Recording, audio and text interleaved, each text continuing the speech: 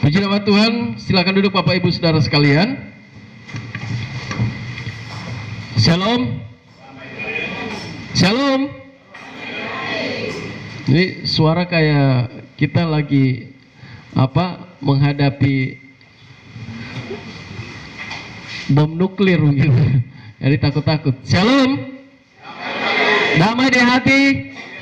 Beri kemuliaan bagi Tuhan Allah kita.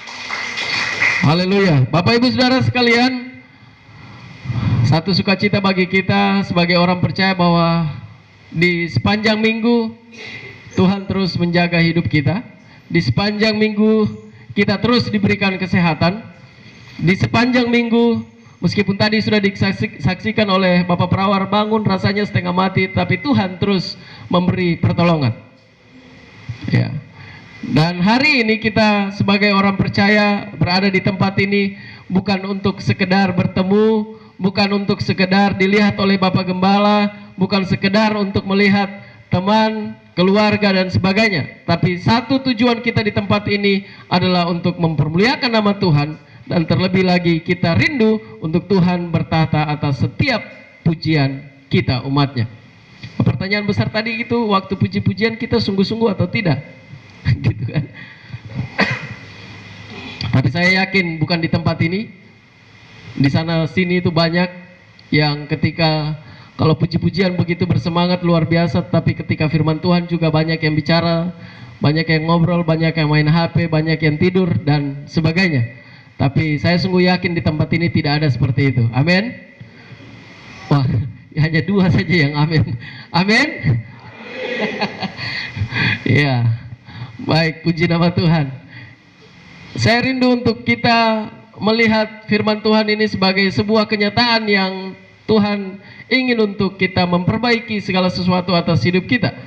Bahwa hari-hari ini kita tidak bisa memungkiri bahwa sumber informasi itu sangat gampang untuk kita akses, sumber informasi sangat gampang untuk kita dapat. Ya. Perkembangan teknologi itu sangat mudah. Kalau dulu mau atau kita pergi merantau, mau dengar kabar dari orang tua, orang di kampung, begitu harus tulis surat. Ya, tulis surat paling lama 1 minggu, atau bahkan ada yang berbulan lagi, sebulan.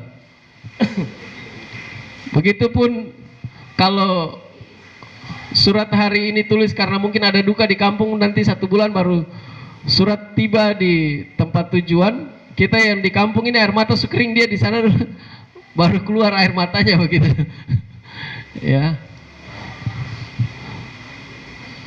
Tapi sekarang ini informasi terlalu gampang untuk kita dapat. Kalau ada berita sukacita, berita duka dan sebagainya, orang tinggal angkat HP, telepon. Mau dia, hampir semua dari kita sekarang ini kan sudah punya HP. Mau HP kayu kah, HP daun kah, semua sudah punya begitu. HP setrika, semua sudah punya HP. Ya. Apalagi anak-anak muda yang sedikit-sedikit kalau ada HP yang baru rasanya mama kalau tidak beli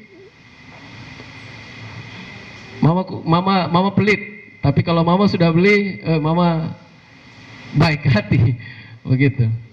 Terlalu gampang orang untuk mendapat informasi, terlalu gampang orang mengakses segala sesuatu lewat internet. Ya, semua informasi dapat begitu gampang. Dan kadangkala dari hal inilah mulai muncul persoalan-persoalan.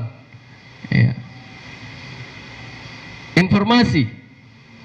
Dari hal ini kadangkala muncul informasi. Dari dulu, bahkan sebelum ada HP saja, persoalan informasi ya. Sebelum ada HP, orang komunikasi lewat jaringan telepon begitu, belum ada hal-hal begitu. Informasi yang orang bicara dari mulut ke mulut saja. Hal yang benar ini saya sampaikan ke Ibu Gembala. Ma, tolong sampaikan ke Bapak, besok saya A. Kalau karena informasi dia kurang bagus, Mama sudah sampaikan ke Bapak A. Nanti Bapak pergi sampaikan lagi ke yang lain B. Begitu terus informasi ini keliru sampai di yang terakhir nanti barang sudah set. Akhirnya timbul masalah. Ya. Oh, ini gara-gara Pak Boy ini bicara, makanya itu hati-hati tahan mulut itu. Oh ini gara-gara ibu gembala ini. Makanya kalau khotbah itu jangan suka sindir-sindir orang. Oh ini gara-gara ibu Yulin ini. Kalau pimpin pujian itu semangat luar biasa, bikin waktu terlalu lama. Kadang-kala kita begitu. Informasi yang kita terima ini tidak dipikir dengan baik, tidak dicerna dengan baik, main hantam saja. Lalu masalah yang harusnya bisa diselesaikan dengan baik, bikin masalah demi masalah, dan timbul persoalan demi persoalan. Lalu persekutuan yang dikorbankan. Begitu tidak? Ya, hanya 1-2 orang yang bilang amin. Ya. Karena itu realita dalam kehidupan kita sebagai manusia, bahwa kadangkala informasi itu ketika sesuatu yang menyentuh dengan perasaan kita, menyentuh dengan kondisi kita, kadangkala kita lebih baik tabrak untuk mencari orang yang bikin sumber masalah begitu. Saya dulu seperti itu. Orang kalau bicara saya atau bikin sesuatu yang kurang berkenan begitu, aduh, saya suka langsung tabrak, mau masalah nanti di belakang. Ya. Tapi kita sebagai orang percaya, setiap kali kita harus punya Tuhan dalam hidup ini, harus setiap waktu kita bisa berubah. Jangan bilang, saya dari lahir sudah begini, jadi kasih biar sudah. Mau pendeta bicara apakah itu memang saya sudah seperti ini. Ya. Maka yang harus kita lakukan sebagai orang percaya hari ini, kita mau belajar satu bagian firman Tuhan. Saya beri tema hari ini adalah telinga yang sempurna. Karena dari hal ini kita akan bisa menentukan kondisi kita ke depan seperti apa.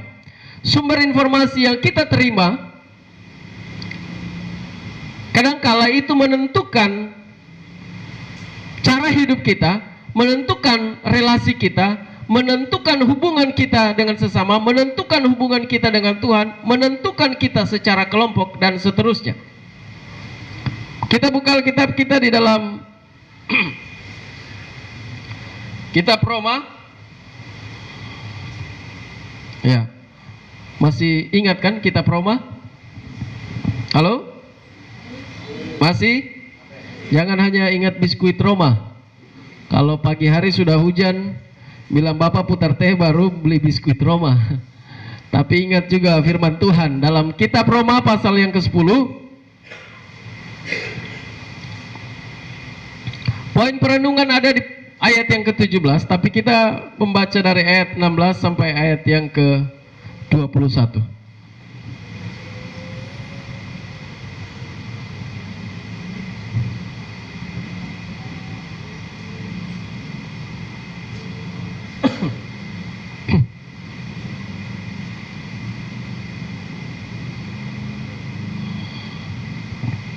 Sudah dapat? Amin. Kita baca bergantian. Saya ayat 16, Bapak Ibu ayat yang ke-17, bergantian terus sampai ayat yang ke-21 kita baca bersama-sama. Dengan perikop di situ ketidakpercayaan Israel. Tetapi tidak semua orang telah menerima kabar baik itu. Yesaya sendiri berkata, Tuhan, siapakah yang percaya kepada pemberitaan kami?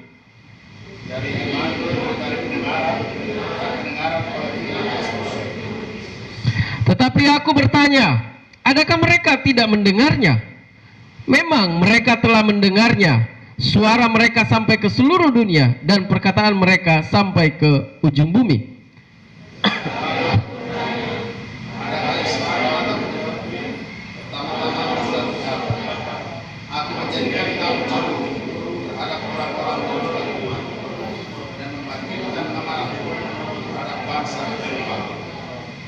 Dan dengan berani Yesaya mengatakan, aku telah berkenan ditemukan mereka yang tidak mencari aku. Aku telah menampakkan diri kepada mereka yang tidak menanyakan aku. Ayat 21 kita baca bersama-sama, 2, 3. Tetapi tentang Israel ia berkata, sepanjang hari aku telah mengulurkan tanganku kepada bangsa yang tidak taat dan yang membantah. Amin. Bapak Ibu Saudara yang dikasihi oleh Tuhan, ini Paulus menuliskan kepada jemaat di Roma untuk mengingatkan mereka bahwa persoalan-persoalan jemaat, pertumbuhan kerohanian secara kelompok maupun individu itu sangat penting. Dan pertumbuhan itu tidak bisa ditemukan di luar sana. Tidak bisa ditemukan melalui orang-orang yang duduk, bahasa anak muda bilang nongki-nongki di kafe begitu, lalu bercerita, cerita orang punya kejelekan, lalu hari Minggu datang ke gereja bilang, saya punya pertumbuhan rohani luar biasa. Nggak bisa ditemukan dengan cara seperti itu. Ya, nggak ada ceritanya untuk pulang dari kafe, besok datang karena malam Minggu pergi ke kafe, nongkrong, ya, lalu datang ibadah hari Minggu dan bilang, luar biasa hari ini karena tadi malam sudah sharing dengan teman saya, rasanya luar biasa bertumbuh. Itu perasaan. Ya, tetapi firman Tuhan dengan jelas ayat yang ke-17 bilang, iman itu timbul dari pendengaran akan. Jadi jelas, nggak bisa kita temukan di luar Kristus atau di luar firman Tuhan. Ya.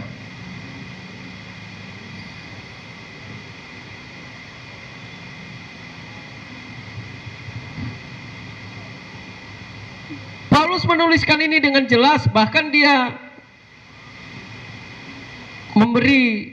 mengingatkan kembali bahwa apa yang disampaikan oleh Yesaya tentang nubuatan atas umat Tuhan,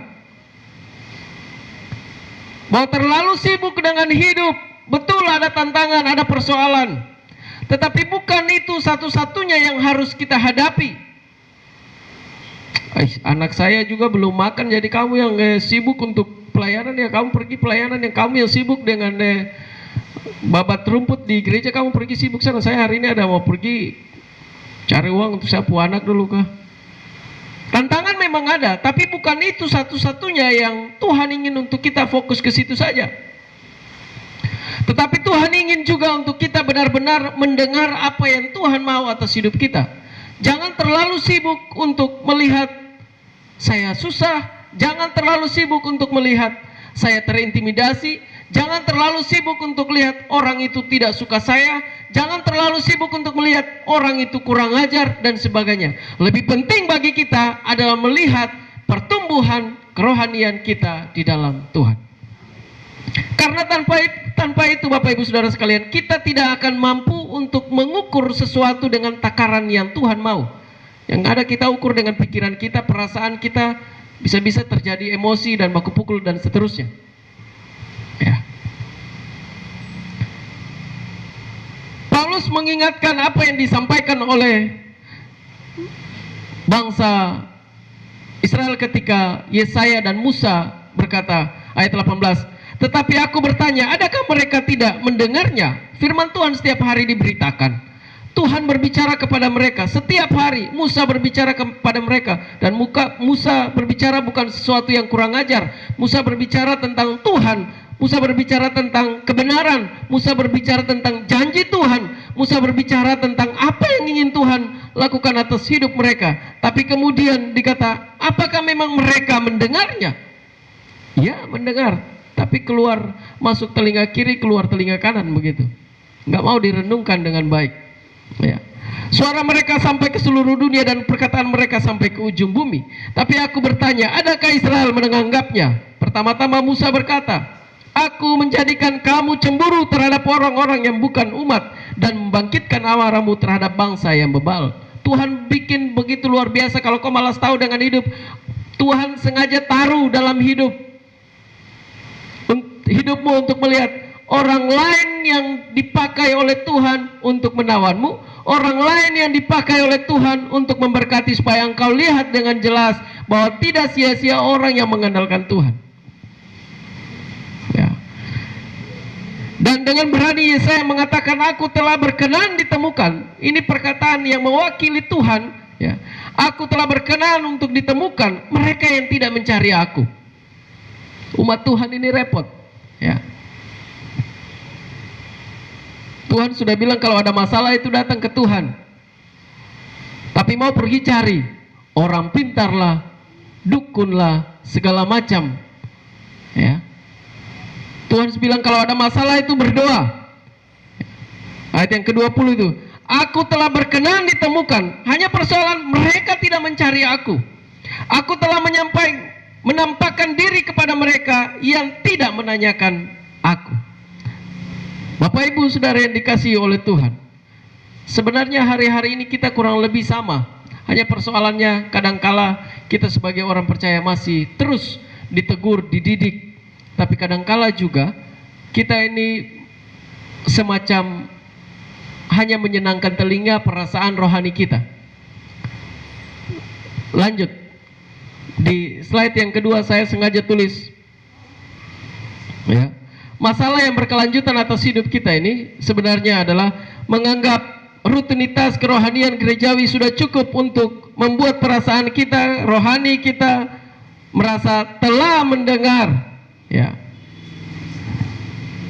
Kerohanian kita ini dianggap atau rutinitas kita dalam beribadah, pelayanan, ibadah-ibadah mingguan, kalau tidak dilakukan dengan sungguh-sungguh, rasanya itu hanya untuk membuat perasaan kita, kerohanian kita ini sudah cukup aman begitu.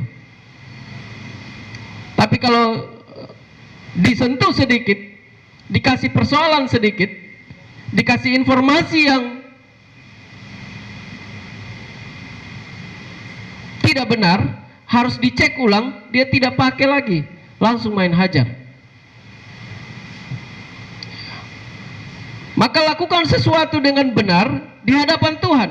Dan itu dimulai dari mana? Adalah pertumbuhan rohani kita tentang firman Tuhan. Telinga kita harus diberi untuk mendengar apa yang Tuhan mau dalam hidup kita. Jangan karena pendeta berdiri terlalu lama atau Bapak bicara firman terlalu lama, di ibadah-ibadah Bapak Prawar bicara terlalu lama, Ibu Yulin bicara terlalu lama, atau para pelayan bicara terlalu lama tentang firman Tuhan, mulai kita sudah gelisah. Orang ini duduk bicara terlalu lama sekali. Ya. Ini yang tidak membuat kita bertumbuh. Kita hanya mengamankan perasaan kita. Kita hanya mengamankan rasa bahwa kita betul-betul sudah dekat dengan Tuhan, tetapi kosong sebenarnya. Itu yang berbahaya. Ya. Semacam rumput kering begitu. Kalau tidak dikasih api, ya dia tetap rumput kering. Orang lihat itu betul, aman begitu. Tapi kalau coba dikasih api sedikit, langsung satu halaman itu terbakar semua. Bapak Ibu yang dikasihi oleh Tuhan, yang kedua itu adalah kita merasa telah mendengar, padahal yang kita lakukan adalah sesuatu yang sambil lalu tanpa mencoba untuk memperhatikan dengan sungguh-sungguh. Ditegur, dinasihati, tapi anggap barang apa itu? Yang penting saya sudah dengar, tanpa renungkan baik. Ketika mungkin ada suami tegur istri atau sebaliknya, kadangkala kan pertengkaran dalam rumah tangga itu dimulai dari sharing begitu, antara suami dan istri. Ya. Sharing antara suami dan istri. Ya. Pak, maunya saya itu begini, begini, begini. Oh, itu baik. Itu luar biasa. Bagaimana kalau begini, begini, begini, begini? Beda pendapat, lama-lama itu suami istri yang awalnya cuma sharing, itu bisa baku hajar, baku marah. Padahal itu dimulai dari sharing tadi. Ya. Saya lihat dari sini ada yang sudah senyum-senyum, jadi ya.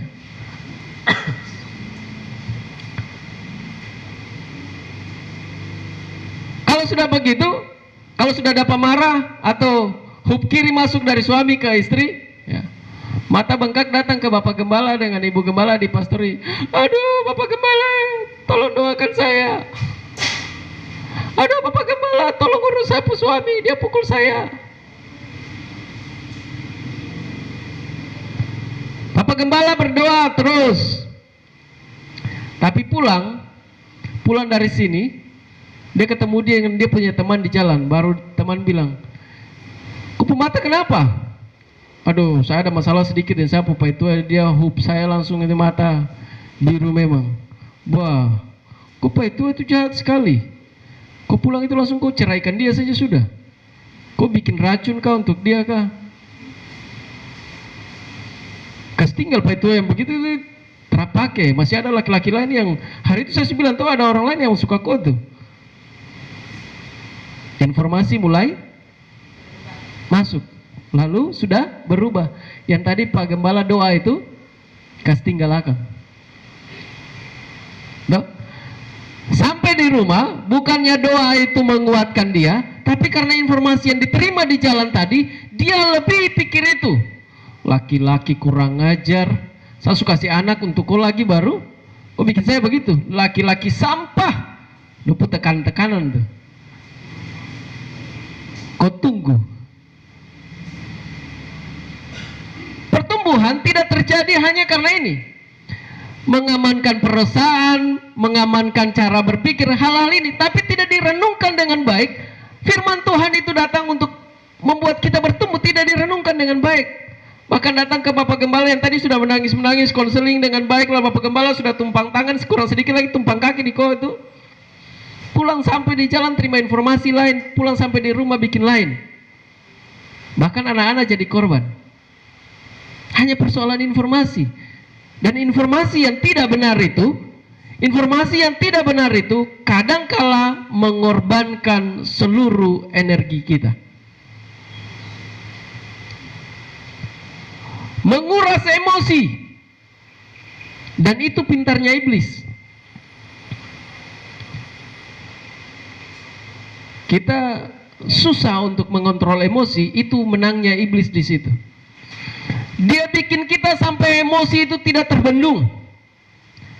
Suruh orang provokator kita.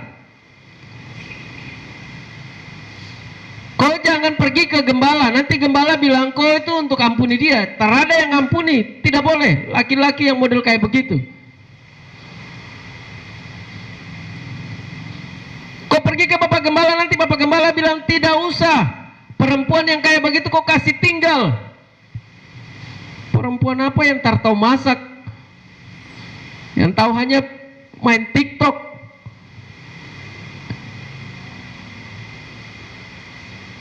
Kalau dapat informasi seperti ini, Bapak Ibu,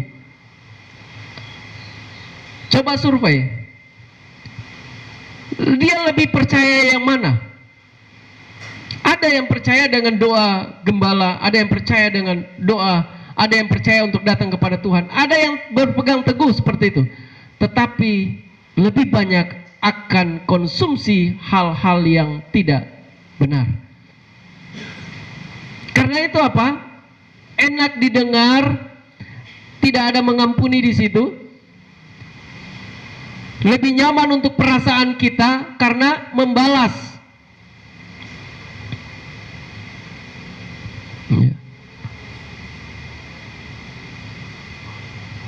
Apalagi kalau istri mantan atlet begitu, lalu dia bilang, firman Tuhan kan bilang kalau apa gigi ganti gigi tuh.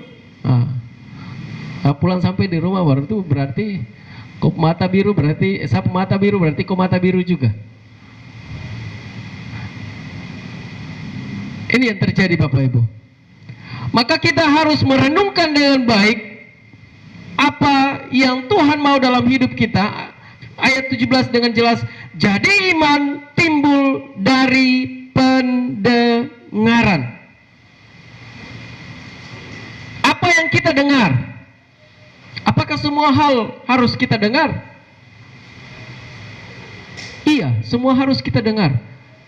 Apakah semua harus kita lakukan? Tidaklah. Semua kita dengar. Pendapat orang lain bisa kita dengar. Masukan dari Bapak Gembala kita bisa dengar, masukan dari keluarga kita bisa dengar. Semua kita bisa dengar. Tetapi apa yang harus kita lakukan? Apa yang kita putuskan? Ya. Slide selanjutnya, ya. Titik temunya. Pikirkan dan renungkan begini. Sumber apa yang saya dengar. Di ayat 16 bilang, tetapi tidak semua orang telah menerima kabar baik itu. Bahkan kabar baik saja, kadangkala orang tidak mau terima itu. Firman Tuhan saja tidak mau orang untuk dengar itu dan renungkan itu. Pulang dan renungkan firman Tuhan itu dengan baik dalam hidup kita. Pulang dan jadilah pelaku firman itu dalam hidup kita. Tetapi tidak semua mau renungkan ini dengan baik. Ya. Adakah Injil atau kebenaran yang keluar dari informasi yang kita dengar? Kalau Bapak Ibu punya masalah, punya persoalan, lalu datang kepada Bapak dan Ibu Gembala, sudah dinasihati baik lewat firman Tuhan, didoakan, dikuatkan. Sampai di rumah bertemu dengan keluarga yang bawaannya emosi, yang bawaannya mau kalian bikin masalah supaya orang bayar dan dapat uang di situ. Ya, renungkan dengan baik. Adakah kebenaran yang dimunculkan ketika keluarga berpendapat atas persoalan yang engkau hadapi? Jangan-jangan hanya menimbulkan persoalan. Jangan-jangan hanya mendatangkan keuntungan materi, tetapi tidak ada kebenaran di dalamnya. Maka telinga kita harus benar untuk mendengar apa yang Tuhan mau dalam hidup kita. Pak Boy, tapi kan kalau ada masalah begitu, keluarga sudah datang bicara itu, kita tidak bisa bantah. Apalagi kalau ini dia Bapak ada yang bicara. Bapak Ibu perhatikan dengan baik. Ya. Bahwa pada akhirnya seluruh hal yang kita lakukan, pertanyaan yang sama di hadapan Tuhan. Adakah Tuhan terlibat dalam setiap keputusan yang kita buat? Renungkan dengan baik. Ya, nanti kita lihat ayat demi ayat. Yang ketiga adalah, apakah hati saya sejahtera dengan apa yang saya dengar? Ayat 18 bilang, tetapi aku bertanya, adakah mereka tidak mendengarnya? Memang mereka telah mendengarnya. Suara mereka bahkan sampai ke seluruh dunia, dan perkataan mereka sampai ke ujung bumi. Ya. Tapi persoalannya ketika sumber informasi itu kita dengar, hati kita ini sejahtera atau tidak? Jangan-jangan kita sejahtera hanya karena persoalan uang. Karena ada keuntungan di situ maka kita sejahtera. Tetapi Bapak Gembala sudah bilang, kau ampuni. Ya. Kau akan mengampuni karena itu firman Tuhan. Orang yang mengampuni adalah lebih dari pemenang. Dan orang yang pemenang itu adalah berkat Tuhan tercurah atas keluargamu. Anak-anakmu diberkati, keluargamu dipulihkan. Ada kemenangan di situ dan iblis pasti kalah.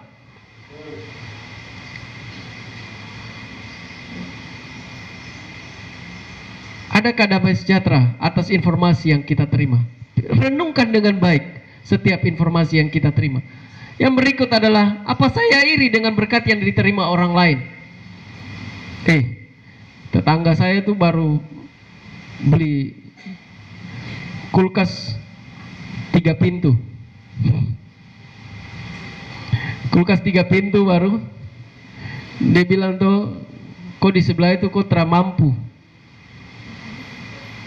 Dia bilang katanya kok laki itu tuh pemalas, tak mau kerja. Jadi kamu tinggal begitu saja.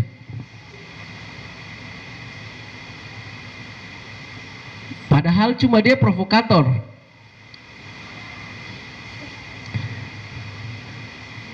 Tapi itulah dinamika ketika kita hidup bermasyarakat. Ada persoalan-persoalan seperti itu. Apa yang kita lakukan? Realita hari-hari ini adalah baku labrak. Betul tidak? Padahal ini bukan satu kebenaran. Baku labrak, baku marah, baku pukul, bahkan bisa masuk baku bunuh dan terakhir sampai di kantor polisi, masuk sel. Ya, Bapak Gembala lagi yang dipanggil.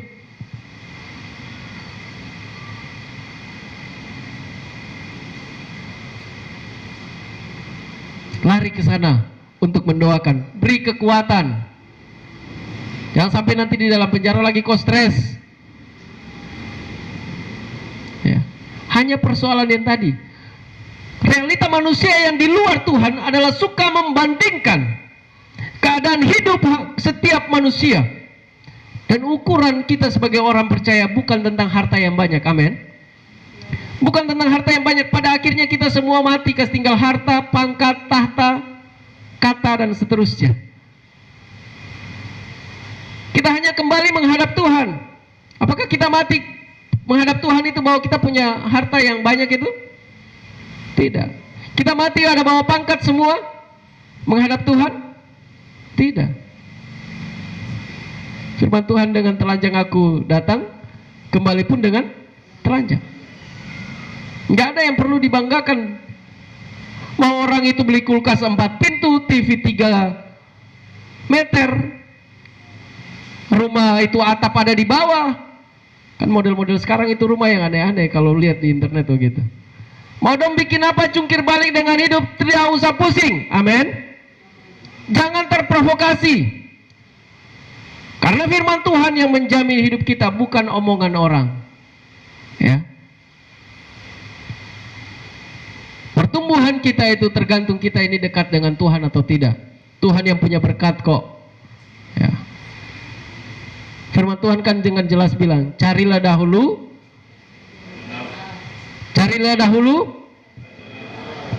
maka semuanya akan ditambahkan. Setia dulu. Dengar firman Tuhan dulu. Lakukan dulu firman Tuhan. Beri telingamu, beri hatimu, pikiranmu untuk renungkan dengan baik, untuk engkau bertumbuh. Dari situ. Ya. Jangan seperti bangsa Israel yang diproses oleh Tuhan.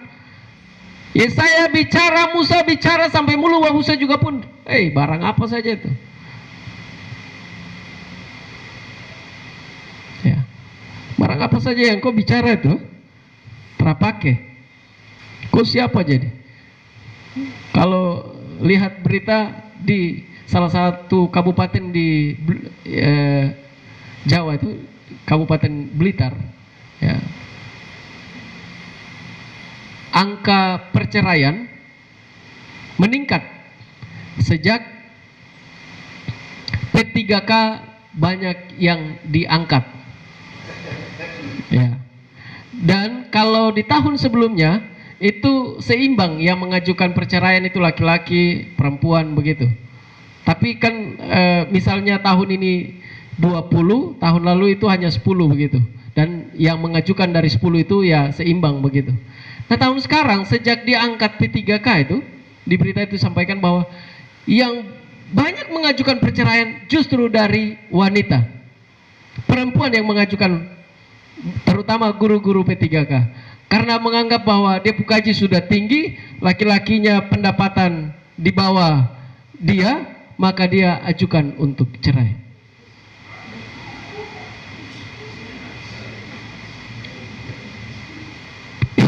Ini fenomena Bapak Ibu. Saya mau katakan apa? Bukan persoalan itu tidak bisa terjadi di kita, bisa saja. Tapi kembali ke cara pendengaran kita dan cara berpikir kita.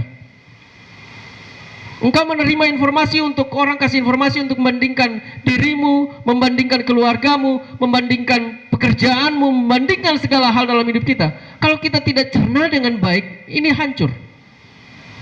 Maka satu-satunya firman Tuhan dalam hidup kita, untuk satu-satunya hal yang ingin Tuhan katakan dalam hidup kita mengenai pertumbuhan, ayat yang ke-17. Jadi iman timbul dari pendengaran. Bukan segala informasi, tetapi pendengaran akan firman Kristus. Kita tidak akan bertumbuh di luar Kristus. Kita akan tidak bisa menjadi seorang pemenang di luar firman Tuhan. Tidak ada. Karena firman Tuhan katakan tidak akan pernah kembali dengan sia-sia, itu artinya bahwa firman itu akan memberkati. Kalau firman Tuhan bilang dia memberkati, ya memberkati hidup kita. Tetapi sepanjang kita merenungkan firman itu, sepanjang kita melakukan firman Tuhan, maka firman Tuhan tidak akan kembali dengan sia-sia. Akan sebaliknya, kalau kita tidak peduli dengan firman Tuhan itu, kita tidak mau untuk bertumbuh di dalam firman Tuhan itu, kita tidak mau dengar firman Tuhan dengan baik, kita lebih tertarik kepada perkataan orang, kita lebih tertarik kepada janji-janji orang, maka firman Tuhan juga tidak akan pernah bertumbuh dalam hidup kita.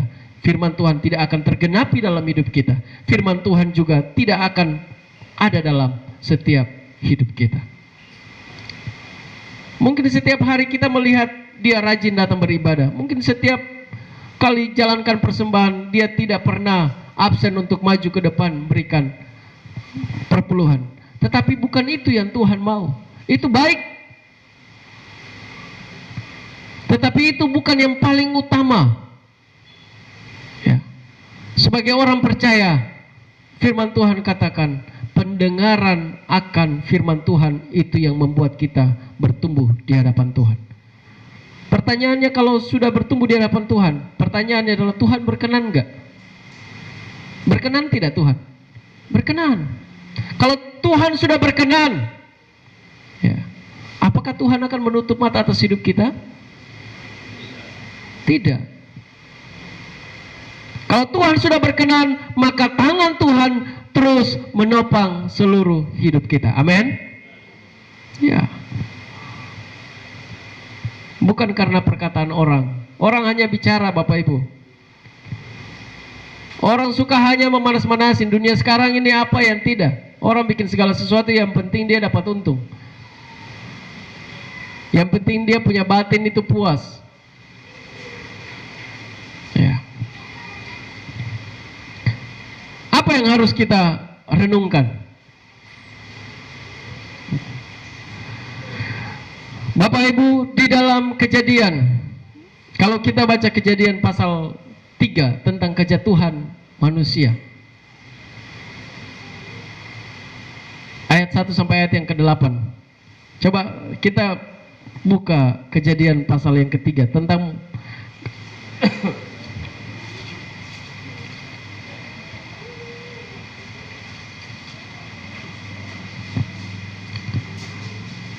adapun ular ialah yang paling cerdik dari segala binatang di darat yang dijadikan oleh Tuhan Allah. Ular itu berkata kepada perempuan itu, tentulah Allah berfirman, semua pohon dalam taman ini jangan kamu makan buahnya, bukan? Lalu sahut perempuan itu kepada ular itu, buah pohon-pohon dalam taman ini boleh kami makan, tetapi tentang buah pohon yang ada di tengah taman Allah berfirman, jangan kamu makan ataupun raba buah itu, nanti kamu mati. Tapi ular itu berkata kepada perempuan itu, sekali-kali kamu tidak akan mati, tapi Allah mengetahui bahwa pada waktu kamu memakannya, matamu akan terbuka dan kamu akan menjadi seperti Allah, tahu tentang yang baik dan yang jahat. Perempuan itu melihat bahwa buah pohon itu baik untuk dimakan dan sedap kelihatannya, lagi pula pohon itu menarik hati karena memberi pengertian. Lalu ia mengambil dari buahnya dan makannya dan berikannya juga kepada suaminya yang bersama-sama dengan dia.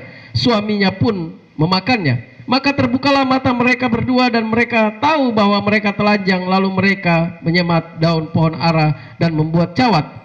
Ketika mereka mendengar bunyi langkah Tuhan Allah berjalan-jalan di taman itu pada waktu hari sejuk, bersembunyilah manusia dan istrinya itu terhadap Tuhan Allah di antara pohon-pohon dalam taman. Bapak Ibu yang dikasihi oleh Tuhan, kegagalan pertama manusia atas perintah Allah adalah terlalu gampang percaya atas sumber informasi. Tuhan kan sudah bilang, buah dalam pohon yang ada di tengah-tengah taman itu jangan kau makan. Tapi di tengah jalan, ular mulai kasih informasi. Nah, kadangkala informasi yang kita terima itu tidak disaring, tidak dianalisa. Istilah orang kalau lagi bicara, orang kasih umpan. Jangan umpan kau makan, umpan makan berarti ya kau dapat cigi. Nah, Hawa makan umpannya. Informasi dia terima dan firman Tuhan dia katakan bahwa Hawa lihat pohon buah itu sangat menarik. Sumber masalah mulai muncul ketika tidak ada pertimbangan yang matang dalam hidupnya tentang takut Tuhan. Yang ada hanyalah pertimbangan tentang perasaannya, pikirannya, begitu. Lalu karena dia sudah terima informasi dan dia mulai bilang, betul juga, buah ini menarik ya.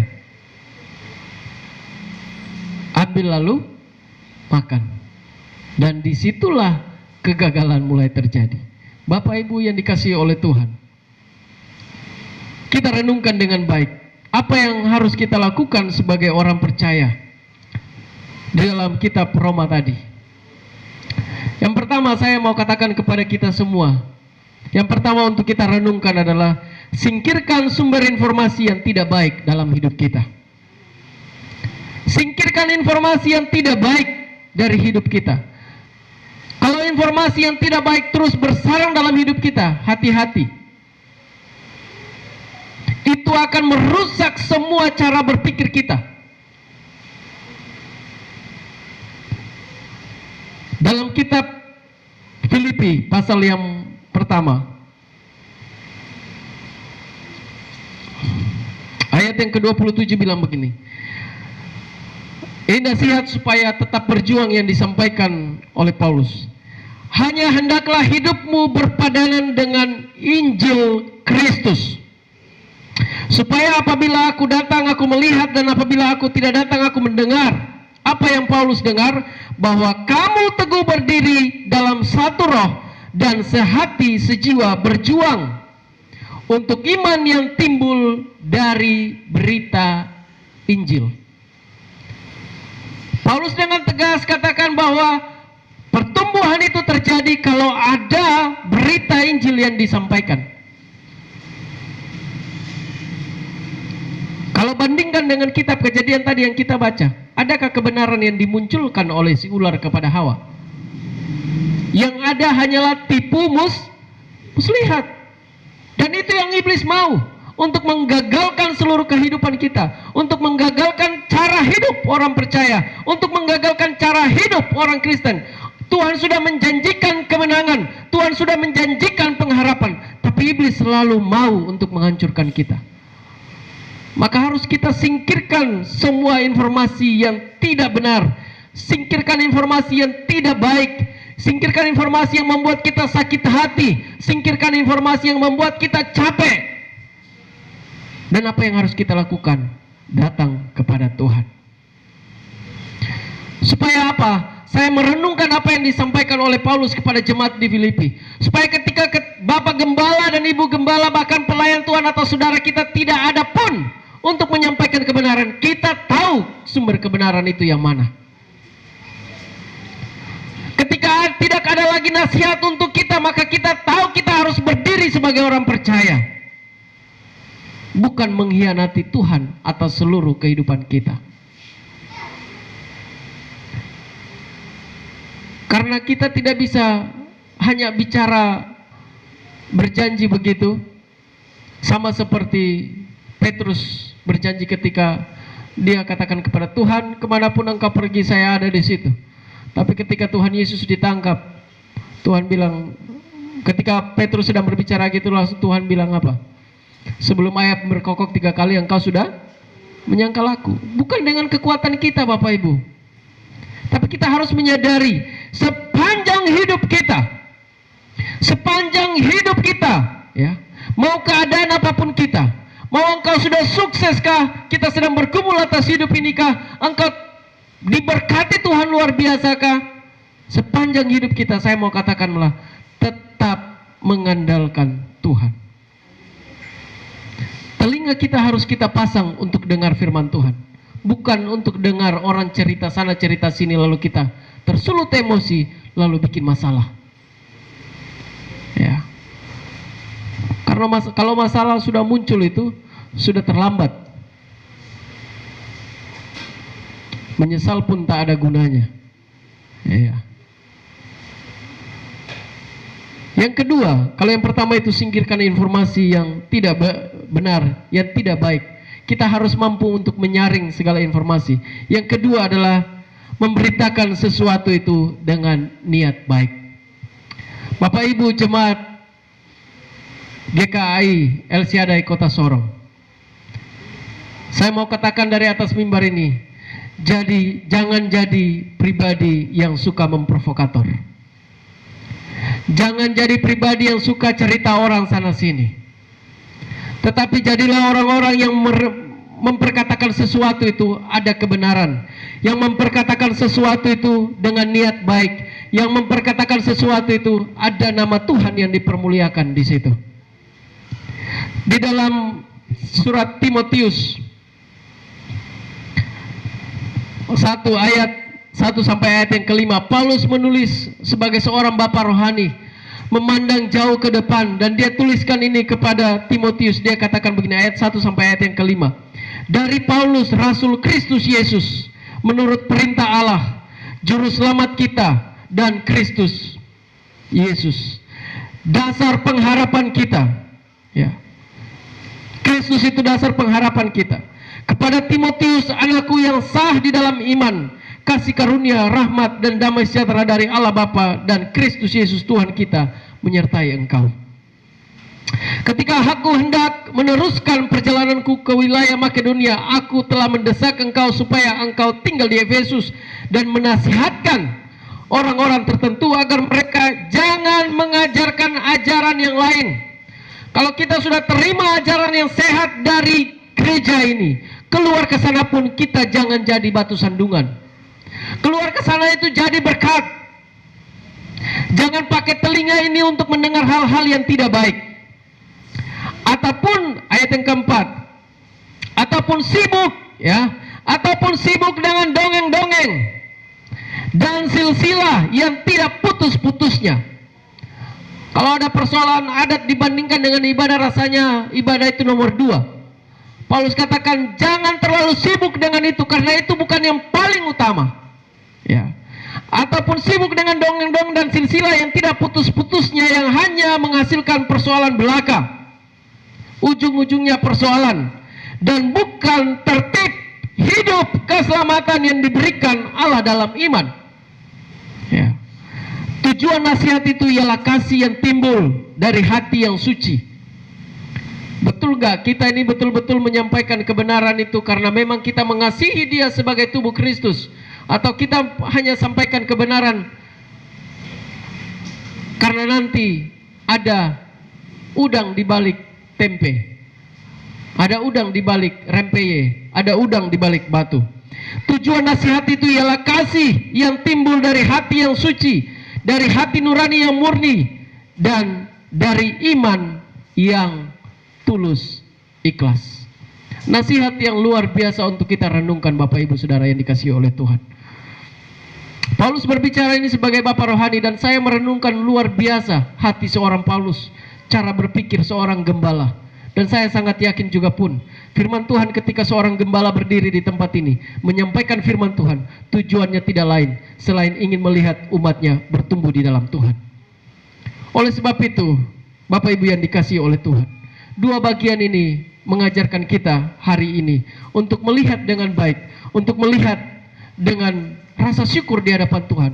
Kita harus bersyukur bahwa kita ada di dalam Tuhan, bahwa kita ada sebagai orang percaya, bahwa kita sudah menerima keselamatan, dan itu tidak bisa dibandingkan dengan segala sesuatu yang ada di dalam dunia ini. Maka berilah hatimu, berilah pikiranmu untuk dididik dalam firman Tuhan. Jangan hanya mau terima informasi untuk menyenangkan pikiranmu. Jangan hanya mau terima informasi untuk menyenangkan perasaanmu. Jangan hanya mau terima informasi untuk buat dirimu aman, tetapi pada akhirnya engkau jauh dari Tuhan. Berilah telingamu untuk dididik di dalam firman Tuhan. Karena pertumbuhan iman itu tidak ada yang lain selain hanya ada di dalam pemberitaan firman Tuhan. Tetaplah setia, dan pada akhirnya kita akan melihat Tuhan juga setia dalam kehidupan kita sebagai orang percaya.